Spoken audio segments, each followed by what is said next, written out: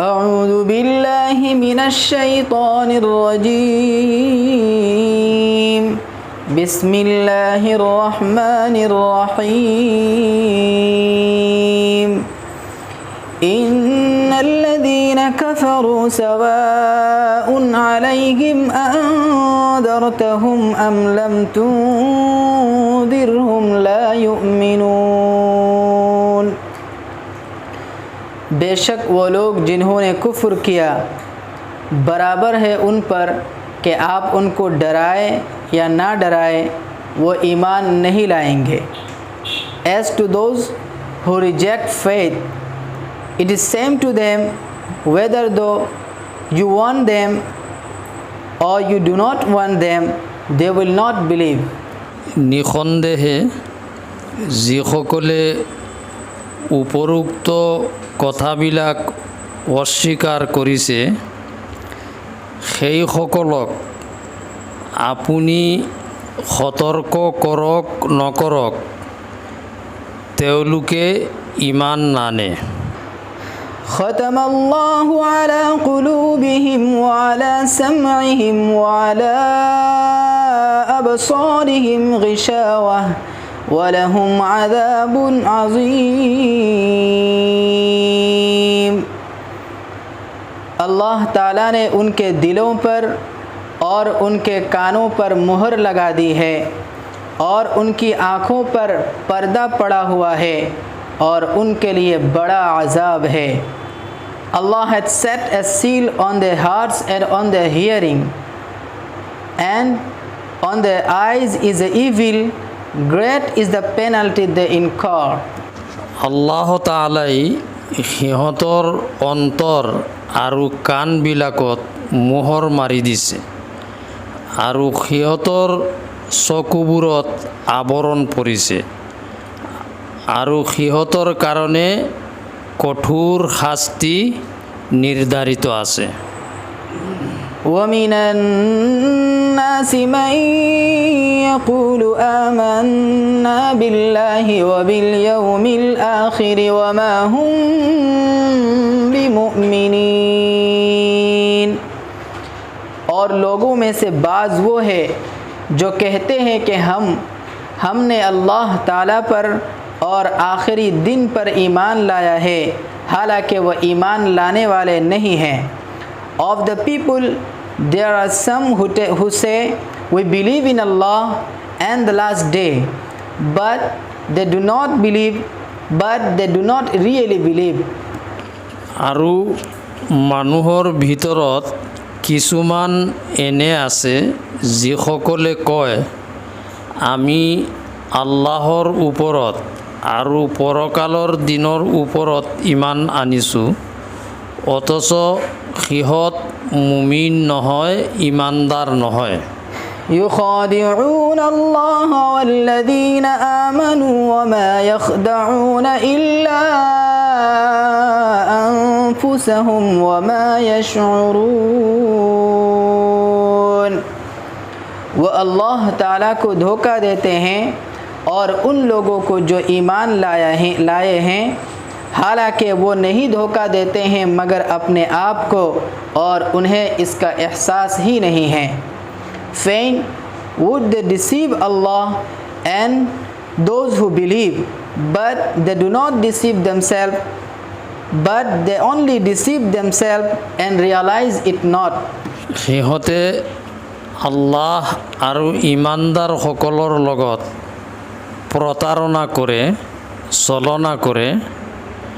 আচলতে সিহঁতে নিজৰ বাহিৰে আন কাৰো লগত ছলনা নকৰে, অথচ এই কথা সিহঁতে অনুভৱ কৰিব নোৱাৰে, অনুধাৱন কৰিব নোৱাৰে। ফি কুলুবিহিম মারাদুন ফাযাদাহুমুল্লাহু মারাদা ওয়া লাহুম আযাবুন আলীমুন বিমা Kanu ইয়াকযিবুন।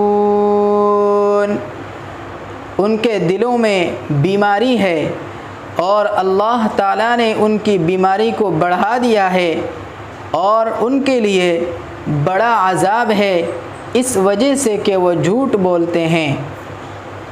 in their hearts is a disease, and Allah has increased their disease, and grievous is the penalty they incur because they are false to themselves. ইহঁতৰ অন্তৰত ৰোগ, গতিকে আল্লাহে সিহঁতৰ ৰোগ বৃদ্ধি কৰি দিছে আৰু সিহঁতৰ মিথ্যাচাৰিতাৰ কাৰণে সিহঁতৰ বাবে ভয়ানক শাস্তি নিৰ্ধাৰিত কৰা আছে। وَإِذَا قِيلَ لَهُمْ لَا تُفْسِدُوا فِي الْأَرْضِ قَالُوا إِنَّمَا نَحْنُ مُصْلِحُونَ। और जब उन्हें कहा गया कि तुम ज़मीन में फ़साद मत करो, वो कहने लगे कि हम तो इस्लाह करने वाले हैं। When it is said to them, make not mischief on the earth, they say, why? We only want to make peace. আৰু যেতিয়া সিহঁতক কোৱা হয় যে তোমালোকে এই পৃথিৱীৰ বুকুত ফাসাদ আৰু দাঙ্গা হাংগামা সৃষ্টি নকৰিবা, সিহঁতে কয় নহয়, আমিতো সংশোধনকাৰীহে। ألا إنهم هم المفسدون ولكن لا يشعرون। सुनो, बेशक वो लोग फसाद करने वाले हैं लेकिन उन्हें इसका शुऊर नहीं है। Of a surety they are the ones who make mischief, but they realize it not. সাৱধান, সিহঁতেই হৈছে ফাসাদী দাঙ্গাকাৰী, কিন্তু সিহঁতে এই কথা অনুভৱ কৰিব পৰা নাই। وَإِذَا قِيلَ لَهُمْ آمِنُوا كَمَا آمَنَ النَّاسُ قَالُوا أَنُؤْمِنُ كَمَا آمَنَ السُّفَهَاءُ أَلَا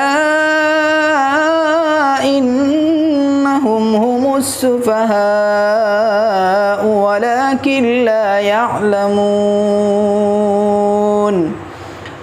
और जब उन्हें कहा गया कि ईमान लाओ उन लोगों की तरह जैसा कि लोगों ने ईमान लाया है, तो वो कहते हैं क्या हम ईमान लाएंगे जैसा कि बेवकूफ़ लोगों ने ईमान लाया। सुनो, बेशक वही लोग बेवकूफ़ है लेकिन उन्हें इसका इल्म नहीं है। When it is said to them, believe as the others believe, they say, shall we believe as the fools believe? No, of the surety they are the fools. যেতিয়া সিহঁতক কোৱা হয় যে তোমালোকে ইমান আনা যেনেকৈ অন্যান্য মানুহে ইমান আনিছে, তেতিয়া সিহঁতে কয় আমি ইমান আনিমনে যেনেকৈ বুৰ্বক মূৰ্খসকলে ইমান আনিছে। জানি ৰাখিবা, সিহঁতেই হৈছে প্ৰকৃততে অবুজ, কিন্তু সিহঁতে সেই কথা বুজিবকে পৰা নাই। وَإِذَا لَقُوا الَّذِينَ آمَنُوا قَالُوا آمَنَّا وَإِذَا خَلَوْا إِلَى شَيَاطِينِهِمْ قَالُوا إِنَّا مَعَكُمْ إِنَّمَا نَحْنُ مُسْتَهْزِئُونَ।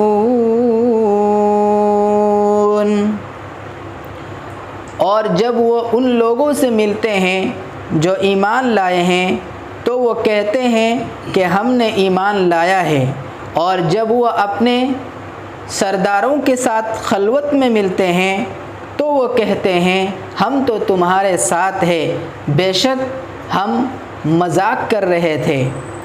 When they meet those who believe, they say we believe, but when they are alone with their evil ones, they say we are really with you, we were only jesting. আৰু যেতিয়া সিহঁতে ইমানদাৰসকলৰ লগত সাক্ষাৎ কৰে তেতিয়া কয় আমি ইমান আনিলোঁ। আকৌ যেতিয়া একান্তভাৱে সিহঁতৰ শয়তানবোৰৰ লগত সাক্ষাৎ হয় তেতিয়া কয় আমি তোমালোকৰ লগতেই আছোঁ, আমি কেৱল সিহঁত মুছলমানসকলৰ লগত উপহাস কৰোঁ। বিসমিল্লাহিৰ ৰহমানিৰ ৰহিম। প্ৰিয় শ্ৰোতাসকল, নীলবাগান লাইভ আজিৰ পৰ্বত আমি সূৰা বাকাৰাহৰ 6 নম্বৰ আয়াতৰ পৰা ব্যাখ্যা আৰম্ভ কৰিবলৈ লৈছোঁ। এই 6 নম্বৰ আয়াতৰ পৰা আমি 15 নম্বৰ আয়াতলৈকে ব্যাখ্যা শুনিবলৈ পাম। ইনশাআল্লাহ ব্যাখ্যা কৰা হ'ব।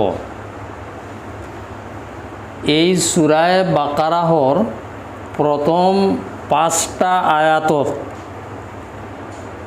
আল্লাহ তাআলাই এই কথা ঘোষণা কৰিছে যে এই মহান গ্ৰন্থ কোৰানে কৰিম এইখন গোটেই পৃথিৱীৰ মানুহৰ সৎ পথ প্ৰদৰ্শনৰ বাবে আল্লাহ তাআলাই অৱতীৰ্ণ কৰিছে। আৰু বিশেষকৈ যিসকলে এই কোৰানক অনুসৰণ কৰিছে, এই কোৰানৰ ওপৰত বিশ্বাস স্থাপন কৰিছে, তেওঁলোকৰ কেইটা গুণ আল্লাহ তাআলাই বৰ্ণনা কৰিছে। এটা গুণ হৈছে যে তেওঁলোকে অদৃশ্য বস্তুৰ ওপৰত ঈমান আনে, নামাজ প্ৰতিষ্ঠা কৰে, আৰু মই তেওঁলোকক যি ৰিজেক জীৱিকা দান কৰিছোঁ তাৰ পৰা আল্লাহৰ ৰাস্তাত এটা পৰিমাণ ব্যয় কৰে। আৰু যিসকলে নবীক কোৱা হৈছে যে আপোনাৰ ওপৰত ঈমান আনে আৰু আপোনাৰ পূৰ্বৱৰ্তী যিসকল নবী আল্লাহ তাআলাই এই পৃথিৱীলৈ প্ৰেৰণ কৰিছিল তেওঁলোকৰ ওপৰতো ঈমান আনে। আৰু এইসকল যিসকলে এই বস্তুকেইটাৰ ওপৰত, এই গুণাৱলীৰ ওপৰত আমল কৰে, তেওঁলোক প্ৰকৃততে কৃতকাৰ্য, তেওঁলোক প্ৰকৃততে সফলকামী, তেওঁলোক কামিয়াব।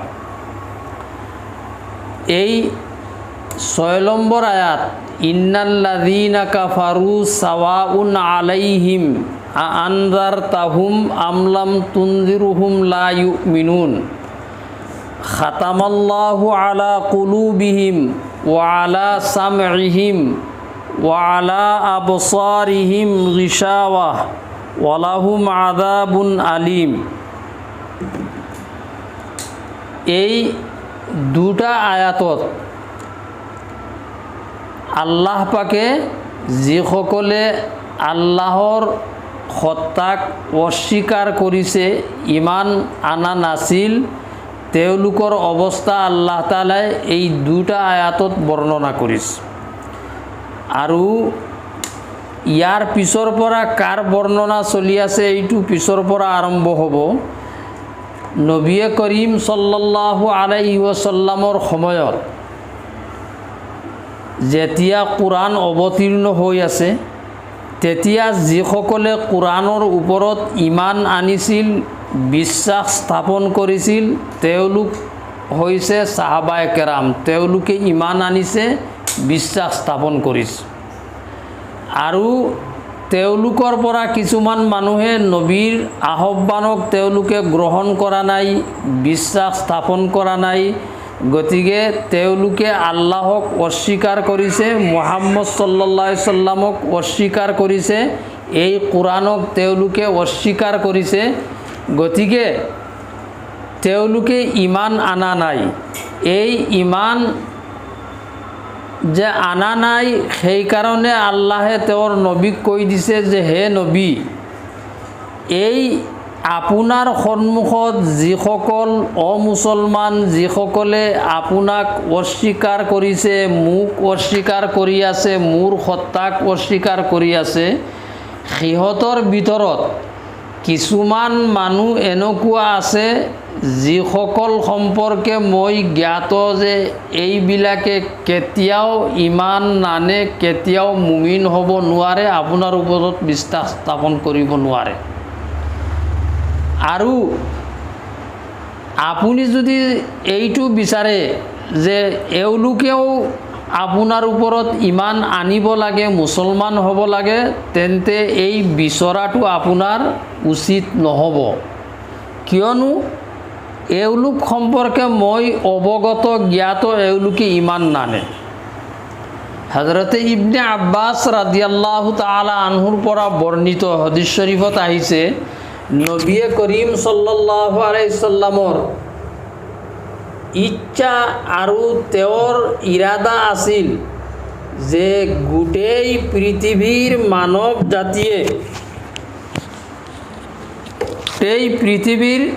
মানৱ জাতিয়ে তেওঁক ওপৰত ইমান আনিলে নিজৰ কাৰণে ভাল হ'ব, তেওঁলোক হেদায়ত প্ৰাপ্ত হ'ব আৰু চিৰস্থায়ী শাস্তি দুজখৰ পৰা তেওঁলোক নিৰাপদে থাকিব।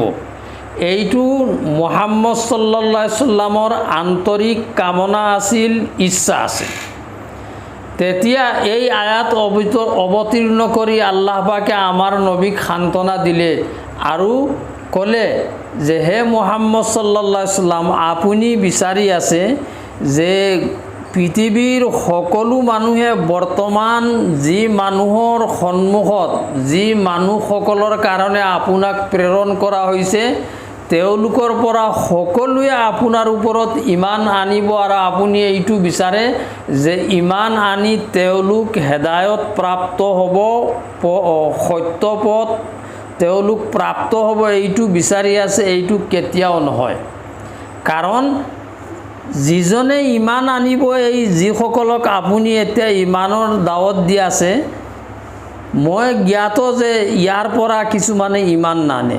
আৰু সঁচা এইটো হৈছে যেতিয়া আল্লাহৰ নবীৰ ইমানৰ দাৱত আৰম্ভ হৈছে, এই আৰম্ভ হোৱাৰ পিছত কিছুমান অমুছলিম এনেকুৱা আছিল, তেওঁলোকৰ কাৰণে আল্লাহৰ নবীৰ আন্তৰিক ইচ্ছা আছিল তেওঁলোকে ইছলাম গ্ৰহণ কৰিব লাগে আৰু তেওঁলোকৰ নাম লৈ মুহাম্মদুৰ ৰাসূলুল্লাহ সাল্লাল্লাহু আলাইহি সাল্লামে আল্লাহৰ ওচৰত দোৱা কৰিছিল যে হে আল্লাহ, এই দুইজন ব্যক্তিৰ পৰা যিকোনো এজনক মুছলমান বলাই ইছলামক আপুনি শক্তিশালী কৰি দিয়ক। আৰু নাম উল্লেখ কৰি কৈছে উমৰ আৰু আবু জেহেলৰ পৰা যিকোনো এজনক মুছলমান বনাই ইছলামক শক্তিশালী কৰি দিয়ক। তেতিয়া আল্লাহ তাআলাই হযৰতে উমৰ ৰাদিয়াল্লাহু তাআলা আনহুৰ ক্ষেত্ৰত দোৱা কবুল কৰিছে, আবু জেহেলৰ ক্ষেত্ৰত দোৱা কবুল কৰা নাই, গতিকে আবু জেহেলে ইমান গ্ৰহণ কৰা নাই। যাৰ ফলত ইছলামৰ প্ৰথম যুদ্ধ যিটো সংগঠিত হৈছিল, এই প্ৰথম যুদ্ধত আবু জেহেল নিহত হৈছে, ইমান আনাৰ তাৰ তৌফিক হোৱা নাই। গতিকে এই কথা মনত ৰাখিব যে নবীক সান্তনা দিয়া হৈছে এই আয়াতত যে আপুনি বিচৰা মতে সকলোৰ অন্তৰত ইমান সোমাব লাগে, প্ৰৱেশ কৰিব লাগে, সকলোৱে ইমান আনিব লাগে, এইটো নহয়। এইসকল সম্পৰ্কে মই জ্ঞাত ইমান নানে, গতিকে আপুনি এইসকলক সতৰ্ক কৰক, নকৰক একেই, সিহঁতে ইমান নানে। ইন্নাল্লাযীনা কাফাৰু, এই কাফাৰু শব্দৰ অৰ্থ এই কুফৰুন শব্দৰ পৰা এইটো নিৰ্গত হৈছে। কুফৰুন শব্দৰ অৰ্থ হৈছে গোপনে ৰখা, কোনো বস্তু লুকাই ৰখা। আৰু কুফৰুন শব্দৰ অৰ্থ হৈছে খেতি কৰা। যিজনে খেতি কৰে তেওঁক কাফিৰ বুলি কোৱা হয় আৰবী ভাষাত। আৰু নিজৰ অন্তৰত এটা বস্তু, এটা মত পোষণ কৰি এইটো লুকাই দ্বিতীয় মতটো প্ৰকাশ কৰাৰ নামো কুফুৰ। কুফুৰৰ অৰ্থ হৈছে এজনে মোৰ ওপৰত অনুগ্ৰহ কৰিছে, দয়া কৰিছে, মই তেওঁৰ দয়া অনুগ্ৰহৰ বিনিময়ত তেওঁৰ কৃতজ্ঞতা আদায় কৰিব লাগে, তেওঁৰ শুক্ৰিয়া আদায় কৰিব লাগে, তেওঁৰ শলাগ ল'ব লাগে, কিন্তু মই এইটো নকৰোঁ, ইয়াকো কুফুৰ বুলি কোৱা হয়। আৰু কুফুৰৰ অৰ্থ হৈছে অবাধ্য, কোনোবাৰ বিৰুদ্ধাচৰণ অৱলম্বন কৰা। তো ইয়াত ইন্নাল্লাযীনা কাফাৰু, নিশ্চয় যিসকলে অস্বীকাৰ কৰিছে ওপৰত উল্লেখিত কথাবোৰক, তেওঁলোকে সেইবোৰ মানি লোৱা নাই, অস্বীকাৰ কৰিছে। চাৱাউন আলাইহিম, সিহঁতক আপুনি দিনৰ দাৱত দিয়া নিদিয়া সমান, লা ইউমিনুন, সিহঁতে ইমান নানে।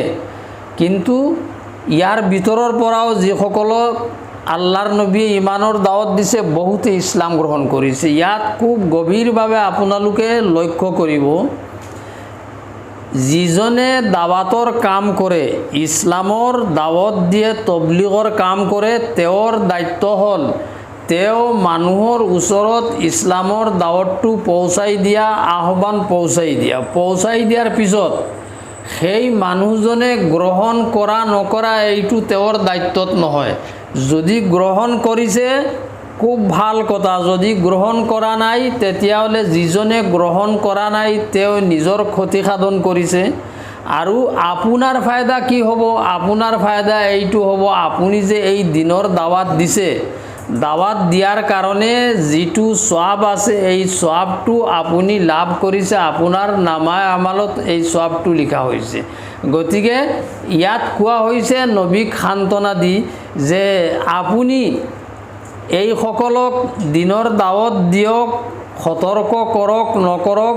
কিছুমান মানুহ আছে যিসকলে ইমান নানে, কিন্তু এইটো তেতিয়াৰ। বৰ্তমান পৃথিৱীত যিমান মানুহে আল্লাহৰ ওপৰত ইমান নানে, আল্লাহক নামানে, মুহাম্মদুৰ ৰসুলুল্লাহ সাল্লাল্লাহু আলাইহি সাল্লামক নামানে, তেওঁলোক সম্পৰ্কে নহয়। কাৰণ তেওঁলোক সম্পৰ্কে আমি ডাটি এই কথা ক'ব নোৱাৰোঁ যে এইসকলে কেতিয়াও ইমান নানে। সম্ভৱ আছে আজি ইমান আনা নাই, কালি আনি ল'ব পাৰে, পৰহি আনি ল'ব পাৰে, বা মৃত্যুৰ আগতে কোনো এটা সময় এনেকুৱা আহিব যে এই সময়ত ইমান গ্ৰহণ কৰি ল'ব। গতিকে ভালদৰে বুজিব যে ইমানৰ প্ৰতি সতৰ্ক কৰা নকৰাৰ কোনো ফায়দা নাই, উপকাৰিতা নাই। সিহঁতে ইমান নানে, এই বস্তুটো হৈছে নবী সাল্লাল্লাহু আলাইহি সাল্লামৰ সময়ত যিসকল অমুছলমান সম্পৰ্কে আল্লাহ তাআলাই জনাই দিছে যে এওঁলোক, মই জ্ঞাত এওঁলোক সম্পৰ্কে এওঁলোকে ইমান নানে। বৰ্তমান পৃথিৱীত কিয়ামতৰ আগ পৰ্যন্ত যিমান অমুছলমান আছে, কোনোবাক আমি নিৰ্দিষ্ট কৰি এনেকুৱা ক'ব নোৱাৰোঁ যে এই অমুছলমান কেতিয়াও মুছলমান হ'ব নোৱাৰে, ইমান আনিব নোৱাৰে, এইটো আমি ক'ব নোৱাৰোঁ। এওঁসকলে যে ইমান আপোনাৰ ওপৰত ইমান অনা নাই, বিশ্বাস স্থাপন কৰা নাই, তাৰ দুটা কাৰণ হৈছে। এই দুটা কাৰণৰ পৰা এটা কাৰণ হৈছে তেওঁলোকৰ অহংকাৰ, অন্তৰত অহংকাৰ আছে। আৰু অহংকাৰৰ লগে লগে তেওঁলোকৰ অন্তৰত এই কথাটো আছে যে আমি পূৰ্বপুৰুষৰ পৰা চলি আহিছোঁ, আমাৰ বাপ দাদা, আমাৰ দেউতা ককা, আজু ককা, তেওঁলোকৰ ৰীতি নীতিৰ ওপৰত আজি আমি কেনেকৈ এই ৰীতি নীতি পৰিত্যাগ কৰি দ্বিতীয় এটা ৰীতিক আমি অৱলম্বন কৰিম, গ্ৰহণ কৰি ল'ম, এইটো কেতিয়াও হ'ব নোৱাৰে। তো দুটা কথা, এটা হ'ল সিহঁতৰ অন্তৰত অহংকাৰ, সেই অহংকাৰৰ কাৰণে সিহঁতে ইমান অনা নাছিল আপোনাৰ ওপৰত। আৰু দ্বিতীয় হৈছে সিহঁতৰ বাপ দাদাৰ যিটো ৰীতি নীতি সেইটো পৰিত্যাগ কৰিব নোৱাৰে, গতিকে আপোনাৰ ওপৰত ইমান অনা নাছিল। এই পাপৰ কাৰণে অহংকাৰ এইটো এনেকুৱা এটা পাপ, যি পাপৰ কাৰণে আল্লাহ তাআলাই সিহঁতৰ কাণত মোহৰ লগাই দিছে, কাণত মোহৰ মাৰি দিছে, আৰু সিহঁতৰ অন্তৰত মোহৰ মাৰি দিছে। ওয়ালা আবসাৰিহিম গিশাৱা, সিহঁতৰ চকুত আৱৰণ পৰিছে। হাদিছ শৰীফত আহিছে, ইয়াৰ ব্যাখ্যা আৰু ভালদৰে বুজি পাব যে মানুহে যেতিয়া পাপ কামত লিপ্ত হয়, লিপ্ত হোৱাৰ লগে লগে এবাৰ লিপ্ত হোৱা মাত্ৰ এই পাপ কৰ্মই এই মানুহজনক দ্বিতীয় এটা পাপ কৰ্মৰ ফালে কাঢ়ি লৈ যায়, টানি লৈ যায়। এবাৰ কৰাৰ লগে লগে আৰু দ্বিতীয়বাৰ যদি কৰি লয় তেতিয়া এই দ্বিতীয়বাৰ টানি লৈ গ'ল, এনেকুৱা তৃতীয়বাৰ কৰিব, চতুৰ্থবাৰ কৰিব, এনেকুৱা কৰোঁতে কৰোঁতে পাপ কৰ্মৰ দ্বাৰা এই মানুহজনৰ অন্তৰত মামৰ লাগি যায়, মানুহজনৰ অন্তৰত কলা দাগ পৰি যায়, যি কলা দাগৰ কাৰণে এই মানুহজনৰ অন্তৰে সত্য কথা গ্ৰহণ কৰাৰ যিটো যোগ্যতা আছে অন্তৰত, সেই যোগ্যতা মানুহজনে হেৰাই দিয়ে, সেই যোগ্যতা মানুহজনৰ লুপ্ত হৈ যায়। তেওঁ সত্য কথা অনুধাৱন কৰাৰ বুজাৰ তেওঁৰ অন্তৰত শক্তি নাথাকে। দ্বিতীয়, ঠিক এই হিচাপে গুনাহৰ কাৰণে, পাপৰ কাৰণে তেওঁৰ কাণত যেতিয়া সত্যৰ কথা আহি পৰে তেতিয়া তেওঁ সত্যটো বুজিবলৈ চেষ্টা নকৰে, তেওঁৰ অন্তৰত নোসোমায় কাণৰ ভিতৰৰ পৰা। দ্বিতীয় হৈছে চকুৰ দ্বাৰাও তেওঁ সত্য অসত্য পৃথক কৰা এই যিটো শক্তি আছে এইটোও পাপৰ কাৰণে নাইকিয়া হৈ যায়। এতিয়া আল্লাহ তাআলাই কৈছে, হে নবী, যিসকল অমুছলমান আপোনাৰ ওপৰত ইমান অনা নাই, সিহঁত ইমান মোৰ ওপৰত অনা নাই, ইয়াৰ কাৰণে মই সিহঁতৰ অন্তৰত মোহৰ মাৰি দিছোঁ, সিহঁতৰ কাণত মোহৰ মাৰি দিছোঁ, সিহঁতৰ চকুত পৰ্দা। এতিয়া সিহঁতে চকু থকা সত্ত্বেও অন্ধ, দেখিবলৈ নাপায়, কাণ থকা সত্ত্বেও কলা, শুনিবলৈ নাপায়, অন্তৰ থকা সত্ত্বেও সিহঁতে বুজাৰ চেষ্টা নকৰে। গতিকে নিজৰ পাপৰ কাৰণে, নিজৰ দুষ্কাৰ্যৰ কাৰণে, দুষ্কৰ্মৰ কাৰণে এনেকুৱা হৈছে সিহঁতৰ অন্তৰত কলা দাগ পৰি গৈছে, চেকা পৰি গৈছে, যাৰ কাৰণে সিহঁতে এতিয়া সত্য বুজিবৰ চেষ্টাই নকৰে। বুজাৰ যিটো শক্তি আছিল সিহঁতৰ অন্তৰত, সেই শক্তি নাইকিয়া হৈ গৈছে, লুপ্ত হৈ গৈছে। মই সিহঁতৰ পাপ কৰ্মৰ কাৰণে মোহৰ মাৰিছোঁ, ইয়াৰ অৰ্থ এইটো নহয়। প্ৰশ্ন হ'ব পাৰে, কোনোবাই ক'ব পাৰে আল্লাহে যেতিয়া মোহৰ মাৰি দিছে এইবিলাক আৰু ইমান নানে, তেতিয়াতো এইবিলাকৰ কোনো দুখ নাই। এইটো নহয় যে সিহঁতে নিজৰ পাপ কৰ্মৰ কাৰণে নিজৰ অৱস্থা এনেকুৱা বনাই লৈছে, এতিয়া সিহঁতে আৰু ইমান গ্ৰহণ নকৰে। এই কথাটো এই আয়াতত কোৱা হৈছে, খাতামাল্লাহু আলা কুলুবিহিম, আল্লাহ তাআলাই মোহৰ মাৰি দিছে সিহঁতৰ অন্তৰত, ৱালা সামইহিম, আৰু সিহঁতৰ কাণত, ৱালা আবসাৰিহিম গিশাৱা, সিহঁতৰ চকুত আৱৰণ, ওলাহুম আযাবুন আলিম, আৰু সিহঁতৰ কাৰণে পৰকালত যন্ত্ৰণাদায়ক শাস্তি প্ৰস্তুত কৰা হৈছে। এটা কথা মনত ৰাখিব, মানুহে নিজৰ পাপৰ কাৰণে শাস্তি, মেইন যি শাস্তি আছে আচল এইটো পৰকালত তেওঁ ভুগিব লাগিব।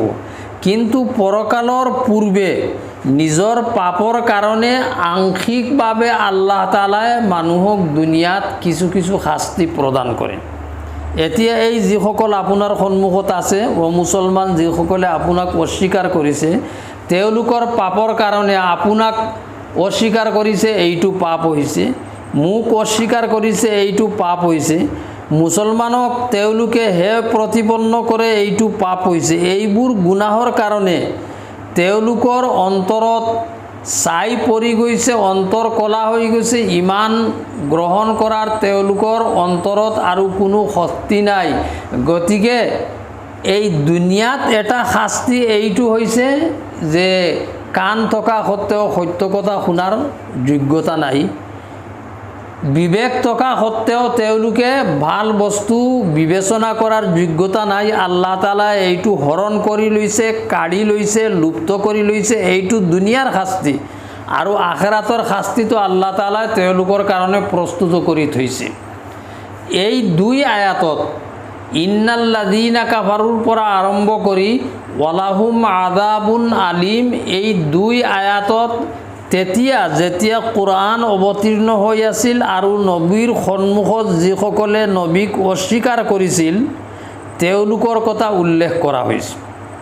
এটা কথা মনত ৰাখিব, নবী কৰিম সাল্লাল্লাহু আলাইহি ওয়াসাল্লাম যেতিয়া হিজৰত কৰি মক্কাৰ পৰা মদিনালৈ গৈছিল, মদিনাত যোৱাৰ পিছত তেতিয়া যিসকলে ইমান আনিছে এটা সম্প্ৰদায় মুছলমান, দ্বিতীয় সম্প্ৰদায় আছিল মদিনাত ইহুদি, আৰু তৃতীয় সম্প্ৰদায় আছিল মদিনাত অমুছলমান যিসকলে ইহুদি ধৰ্ম নাই, মূৰ্তি পূজা কৰে, তেওঁলোকৰ দল আছিল। এই তিনিটা সম্প্ৰদায় আছিল মদিনাত। এই তিনিটা সম্প্ৰদায়ৰ ভিতৰত অমুছলমান যিসকলে ইমান আনা নাই, আল্লাহৰ নবীক অস্বীকাৰ কৰিছে একদম প্ৰকাশ্যে, তেওঁলোকে কৈ দিছে আমি ইমান নানো আপোনাৰ ওপৰত।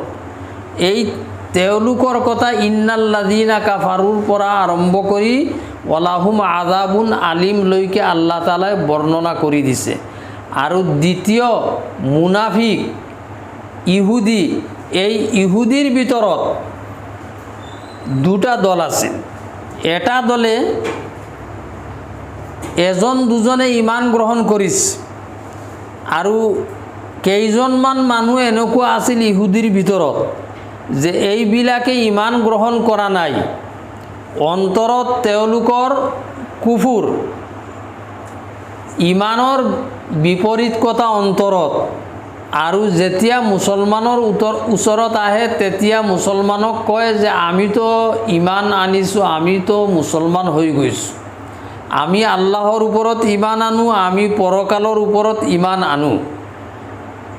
মুছলমানৰ ওচৰত এইবিলাকে আহিলে কয় আমি ইমান আনিছোঁ, আৰু যেতিয়া মুছলমানৰ পৰা বৈঠকৰ পৰা উঠি নিজৰ যিবিলাক নেতা আছে তেওঁলোকৰ ওচৰত গৈ বহে, তেওঁলোকৰ লগত সাক্ষাৎ কৰে, তেতিয়া কয় নেতাসকলে তেওঁলোকক সোধে যে তোমালোকতো আমাৰ ধাৰণা হৈছে মুছলমানৰ লগত উঠা বহা কৰিছা, বোধহয় তোমালোকে ইছলাম গ্ৰহণ কৰি লৈছা।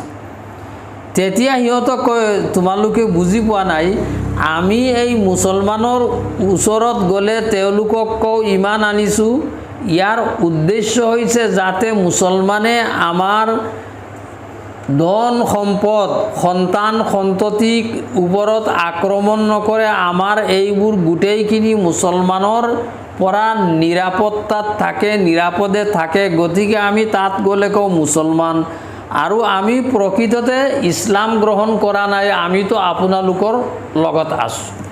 এইটো মুনাফিকৰ কথা ইয়াত উল্লেখ কৰা হৈছে।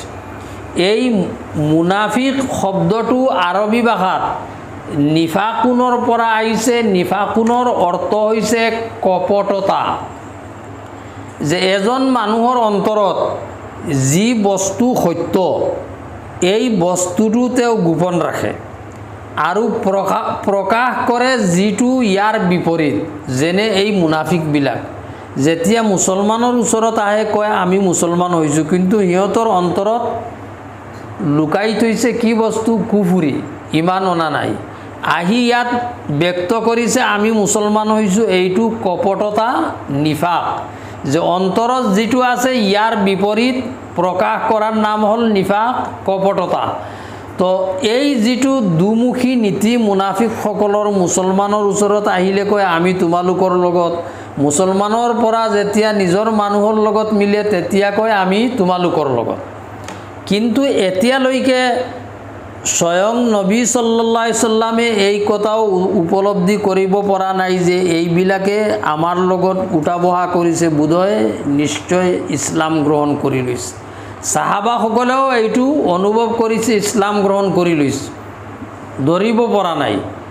যেতিয়া এইবিলাক তেওঁলোকৰ এই চলনা, এই প্ৰতাৰণাৰ চৰম সীমা পৰ্যায় পাই গৈছিল, তেতিয়া আল্লাহ তাআলাই তেওঁৰ নবী মুহাম্মদ সাল্লাল্লাহু আলাইহি সাল্লামক অৱগত কৰি দিলে। ইয়াৰ পিছত এটা সূৰা আছে কোৰাণৰ 29 পাৰা, সূৰাই মুনাফিকুন। তাতে আয়াত অৱতীৰ্ণ কৰি আল্লাহ তাআলাই মুহাম্মদুৰ ৰাসূলুল্লাহ সাল্লাল্লাহু আলাইহি সাল্লামক অৱগত কৰি দিলে যে এইবিলাক মুনাফিক হয়, হে নবী সাৱধান, আপোনাৰ ওপৰত ইমান অনা নাই। আপোনাৰ ওচৰত আহিলে কয় মুছলমান, সিহঁতৰ মানুহৰ লগত মিলিলে কয় যে আমি তোমালোকৰ লগত আছোঁ, এইবিলাক মুছলমান। ইন্নাল মুনাফিকিনা ফিদ দাৰকিল আসফালি মিনান নাৰ। অৱশেষত আল্লাহ তাআলাই বয়ান কৰিছে যে এওঁলোকৰ যিটো স্থৰ হ'ব মৃত্যুৰ পিছত নৰকত, দুজখত, এই স্থৰটো দুজখৰ একেবাৰে নিম্নত হ'ব। দুজখৰ নিম্ন স্তৰৰ অৱস্থা আমি উপলব্ধি কৰিব পাৰিম। এটা হাদিছ শৰীফত আহিছে, এদিনাখন নবী কৰীম সাল্লাল্লাহু আলাইহি সাল্লাম সাহাবাসকলৰ সৈতে মজলিছত বহি আছে। এনেতে বিৰাট প্ৰকাণ্ড এটা ধ্বনি আহিলে, শব্দ। এই শব্দ শুনা মাত্ৰ সাহাবাসকল আচৰিত হৈ গ'ল যে ইমান ভয়ংকৰ শব্দ ক'ৰ পৰা আহিলে। সাহাবাক সুধিলে, ইয়া ৰাসূলুল্লাহ, এই ইমান ভয়ংকৰ শব্দটো ক'ৰ পৰা আহিছে, যি শব্দই আমাৰ অন্তৰ কঁপাই দিছে। তেতিয়া নবী সাল্লাল্লাহু আলাইহি সাল্লামে কৈছিল, এই শব্দটো আহিছে আল্লাহ তাআলাৰ নিৰ্দেশে ফৰিস্তাই 500 বছৰ পূৰ্বত এটা পাথৰ নিক্ষেপ কৰিছিল। এই পাথৰটো আজি দুজখৰ নিম্ন স্তৰ একদম তলত গৈ পাইছে, আৰু এই ধ্বনিটো আহিছে বিকট। 5500 বছৰ আগতে নিক্ষেপ কৰা হৈছে, আজি এই পাথৰটো নিম্নৰ স্তৰত গৈ পাইছে। এতিয়া অনুমান কৰি লওক, আল্লাহ তাআলাই কোৰআনত কৈছে ইন্নাল মুনাফিকিনা ফিদ দাৰকিল আসফালি মিনান নাৰ, যে সিহঁতৰ অৱস্থানৰ ঠাই হ'ব দুজখৰ একেবাৰে নিম্ন স্তৰ। তো সিহঁতৰ যিটো প্ৰকৃত স্বৰূপ আছিল মুনাফিকৰ, আল্লাহ তাআলাই উদংগাই দিলে। জুলুংগাৰ মেকুৰী ওলাই গ'ল, আল্লাহ তাআলাই উদংগাই দিলে। তেতিয়া আল্লাহৰ নবীও সতৰ্ক হৈ গ'ল, সাহাবাও সতৰ্ক হৈ গ'ল যে এইবিলাক মুনাফিক। এটা কথা মনত ৰাখিব, নিফাক দুটা ধৰণৰ। এটা নিফাক হৈছে নিজৰ বিশ্বাসত, যিটো এতেকাদি নিফাক হয়, বিশ্বাসমূলক নিফাক। আৰু এটা নিফাক হৈছে কৰ্মমূলক। অন্তৰ ঠিকেই আছে, এজন মানুহ তেওঁৰ অন্তৰত ইমান আছে, তেওঁ আল্লাহৰ নবীৰ ওপৰত ইমান আনিছে, সাহাবাসকলৰ দৰে তেওঁ মুছলমান হৈছে, কিন্তু কিছুমান কৰ্ম কাৰ্য তেওঁৰ এনেকুৱা আছে যিবিলাকে বুজায় মুনাফিকৰ নিচিনা এইজনে কাম কৰি আছে। এইটো হ'ল কৰ্মমূলক নেফাক। ইয়াত যিটো বৰ্ণনা কৰা হৈছে আয়াতত, এইটো হ'ল বিশ্বাসমূলক নেফাক, যে এই আপোনাৰ যুগৰ যিবিলাক মুনাফিক, এইবিলাকৰ বিশ্বাস হ'ল এইবিলাকে আপোনাৰ ওপৰত কেতিয়াও ইমান নানে। এতিয়া বৰ্তমান যুগত আমি মুনাফিক কেনেকৈ গম পাম কোনজন মুনাফিক? আমাৰ লগত আহিলে ক'বতো আমি আপোনাৰ লগত আছোঁ। ইয়াৰ ব্যাখ্যাটো আমাৰ নবী সাল্লাল্লাহু আলাইহি ওয়াসাল্লামে তেওঁৰ হাদিছত বৰ্ণনা কৰি দিছে, আৰু কৈ দিছে যে ইয়াৰ ব্যাখ্যা হ'ল কৰ্মত মুনাফিকৰ লক্ষণ পোৱাৰ 3টা আলামত আল্লাহৰ নবীয়ে কৈছে। এটা হাদিছ শৰীফত, ইজা হাদ্দাসা কাজাবা, যিজন মানুহে কথা ক'লে মিছা কথা কয়। আমাৰ ভাষাত কয় যে কথায় কথায় মিছা কয়, এটা লক্ষণ হ'ল ইজা হাদ্দাসা কাজাবা, কথা ক'লে মিছা ক'ব। ইদা ওয়াদা আখলাফা, যেতিয়া প্ৰতিশ্ৰুতি দিব তেতিয়া ইয়াৰ প্ৰতিশ্ৰুতি পূৰণ নকৰে। ইদা তুমিনা খানা, যেতিয়া এই মানুহজনৰ ওচৰত কিবা বস্তু বেলেগে আমানত ৰাখিব, এই আমানতটো আত্মসাৎ কৰি ল'ব। যেতিয়া মানুহজনে আহি বিচাৰিব মই আপোনাৰ ওচৰত এটা বস্তু আমানত থৈছিলোঁ, গচ্ছিত ৰাখিছিলোঁ, এই বস্তুটো মোৰ আপুনি দি দিয়ক, তেতিয়া ক'ব কিহৰ আমানত, মোৰ ওচৰততো তোমাৰ কোনো আমানত নাই। এই দুটা। আৰু বেলেগ হাদিছত আৰু দুটা অতিৰিক্ত বয়ান কৰা হৈছে, ওয়াইদা খাসামা ফাজাৰা, যেতিয়া কোনোবাৰ লগত কাজিয়াত লিপ্ত হ'ব তেতিয়া অকথ্য কথা ক'ব, গালি গালাজ পাৰি থাকিব। ইদা খাসামা ফাজাৰা, গালি গালাজ কৰি থাকিব, বেলেগ হাদিছ শৰীফত আহিছে। গতিকে আজিৰ যুগত আল্লাহৰ নবীৰ যুগত যিসকল মুনাফিক আছিল তেওঁলোকৰ আজি বাস্তৱত অস্তিত্ব নাই। এতিয়া যিসকলৰ মাজত এই চাৰিটা কৰ্ম পোৱা যাব তেওঁলোকক আমি কৰ্মক্ষেত্ৰত মুনাফিক বুলি ক'ব পাৰিম। কিন্তু এই নেফাকৰ কাৰণে তেওঁলোক যে সদায় দুজখত থাকিব এইটো নহয়, তেওঁলোকে এটা সময়ত দুজখৰ পৰা নাজাত পাব, মুক্তি পাব। এই কথাখিনি এই মুনাফিকৰ এই আয়াতত কোৱা হৈছে। অমিনান নাসি মান ইয়াকুলু আমান্না বিল্লাহি, আৰু মানুহৰ ভিতৰত কিছুমান মানুহ এনে আছে যিসকলে কয় আমি ইমান আনিছোঁ আল্লাহৰ ওপৰত আৰু শেষ দিনৰ ওপৰত। অমা হুম বিমুমিনিন, আচলতে সিহঁত মুছলমান নহয় এই মুনাফিকবিলাক। ইউখাদিউন আল্লাহ ওয়াল্লাযীনা আমানু ওমা ইয়াখদাউনা ইল্লা আনফুসাহুম ওমা ইয়াশউরুন। খাদা ইউখাদিউ শব্দৰ অৰ্থ হৈছে কোনোবাক ধোকা দিয়া, প্ৰতাৰণা কৰা।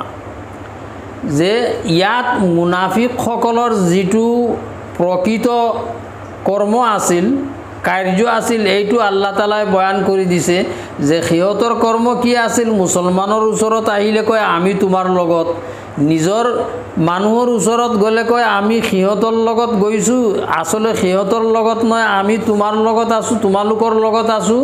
আৰু সিহঁতৰ লগত থাকোঁ ইয়াৰ উদ্দেশ্য হৈছে আমি সিহঁতক বুৰ্বক, সিহঁতক মূৰ্খ বনোৱা আমাৰ উদ্দেশ্য, আৰু সিহঁতক আমি প্ৰতাৰণা কৰি আছোঁ। এতিয়া এই কথাটো এই আয়াতত উল্লেখ কৰা হৈছে। ইউখাদিউন আল্লাহ, সিহঁতে আল্লাহক প্ৰতাৰণা কৰি আছে। ওয়াল্লাযীনা আমানু, আৰু মুছলমানক। ওমা ইয়াখদাউনা, আৰু সিহঁতে প্ৰতাৰণা কৰা নাই বা নকৰে। ইল্লা আনফুসাহুম, কিন্তু নিজে নিজকে প্ৰতাৰণা কৰে। ওমা ইয়াশউৰুন, কিন্তু সিহঁতে অনুধাৱন কৰিব নোৱাৰে যে আমাৰ লগত প্ৰতাৰণা কৰি আছোঁ। মুনাফিকবিলাকে তেতিয়া এইটো ভাবিছিল যে আমি মুছলমানক আহি কৈছোঁ আমি মুছলমান হৈছোঁ, আমাৰ মানুহৰ ওচৰত গৈ কৈছোঁ যে আমি তোমালোকৰ লগত আছোঁ। আৰু সিহঁতৰ বিশ্বাস আছিল যে আমি এই পালেচি যিটো মানে কৌশল অৱলম্বন কৰিছোঁ এইটো কেতিয়াও আমাৰ প্ৰকাশ নহয়, আৰু এনেকুৱা আমি মুছলমানক ধোকা দি চলি যাম। কিন্তু আল্লাহ তালাই এওঁলোকৰ এই কৌশল যিটো আছিল এইটো আল্লাহ তালাই উদংগাই দিলে, আৰু উদংগাই দিয়াৰ পিছত আল্লাহ তালাই কৈছে ওমা ইয়াখদাউনা ইল্লা আনফুসাহুম ওমা ইয়াশউৰুন, আচলতে সিহঁতকেই ধোকা দিয়া আছে কিন্তু এইটো অনুভৱ কৰিব নোৱাৰে। ফি কুলুবিহিম মাৰাদ, সিহঁতৰ অন্তৰত ৰোগ। ফাজাদাহুমুল্লাহু মাৰাদা, আল্লাহ তালাই সিহঁতৰ এই ৰোগ, এই ব্যাধিক বৃদ্ধি কৰি দিছে। ওয়ালাহুম আযাবুন আলিম, আৰু সিহঁতৰ কাৰণে যন্ত্ৰণাদায়ক শাস্তি আছে। বিমা কানু ইয়াকজিবুন, যে সিহঁতে মিছা কথা কয়, গতিকে যন্ত্ৰণাদায়ক শাস্তি আছে। মানুহৰ ৰোগ দুই প্ৰকাৰ। এটা ৰোগ হৈছে মানুহৰ শাৰীৰিক দৈহিক, আৰু দ্বিতীয়টো ৰোগ হৈছে মানুহৰ আত্মিক অন্তৰত। বাহ্যিক মানুহৰ শৰীৰত যদি ৰোগ হয়, এই ৰোগৰ দ্বাৰা মানুহৰ শৰীৰৰ অৱনতি ঘটে, মানুহৰ খোৱা বোৱা ভাল নালাগে, মানুহ এটা সময় হয় যে এই ৰোগৰ কাৰণে ক্ষীণ হওঁতে হওঁতে শেষ পৰ্যায়ত মানুহ মৃত্যুমুখত পতিত হয়। তো বাহ্যিক ৰোগৰ যিটো তাৰ প্ৰভাৱ এইটোতো আমি দেখিবলৈ পাওঁ। আৰু দ্বিতীয় হৈছে এটা আধ্যাত্মিক ৰোগ, দৈহিক, যিটো অন্তৰত থাকে। এই আধ্যাত্মিক ৰোগে মানুহক, যদিও বাহ্যিক মানুহৰ শৰীৰত কোনো প্ৰভাৱ নাথাকে, কিন্তু মানুহক চিন্তিত কৰি পেলায়। এই যে মুনাফিকবিলাক, সিহঁতে যে আল্লাহৰ ওপৰত ইমান অনা নাই, বিশ্বাস স্থাপন কৰা নাই, আৰু এটা দলে তো প্ৰকাশ্য ইনকাৰ কৰি দিছে, অস্বীকাৰ কৰি দিছে আমি ইমান নানো। এই ইমান নঅনাটো হৈছে সিহঁতৰ ৰোগ, আত্মাৰ ৰোগ, ৰুহৰ ৰোগ। এই ৰোগক আল্লাহ তাআলাই বৃদ্ধি কৰি দিছে। বৃদ্ধি কৰি দিয়াৰ কাৰণে দিনক দিনে সিহঁত যেতিয়া আল্লাহ তাআলাই সিহঁতৰ স্বৰূপটো উদংগাই দিলে তেতিয়া সিহঁত দুনিয়াতো লজ্জিত হৰ আৰু আখিৰাততো সিহঁত লজ্জিত হ'ব। এই কথাটো এই আয়াতত কোৱা হৈছে, ফি কুলুবিহিম মাৰাদ, সিহঁতৰ অন্তৰত ৰোগ, ফাজাদাহুমুল্লাহু মাৰাদা, আল্লাহ পাকে সিহঁতৰ সেই ৰোগ বৃদ্ধি কৰি দি আছে আৰু সিহঁত লাহে লাহে বাঢ়ি আছে নিজৰ অহংকাৰৰ কাৰণে, নিজৰ মিথ্যাচাৰীৰ কাৰণে আগবাঢ়ি আছে। আৰু এই ওয়ালাহুম আযাবুন আলিমুম বিমা কানু ইয়াকযিবুন, আৰু সিহঁতৰ কাৰণে যন্ত্ৰণাদায়ক আযাব আছে যে সিহঁতে মিছা কথা কয়, নবীৰ লগত মিছা কয়, নিজৰ সমাজৰ লগত মিছা কয়, মুছলমানৰ লগত মিছা কয়। ওয়া ইযা কিলা লাহুম লা তুফসিদু ফিল আরদ কালু ইন্নামা নাহনু মুসলিহুন। তৃতীয় কৰ্ম মুনাফিকসকলৰ এইটো বৰ্ণনা কৰা হৈছে।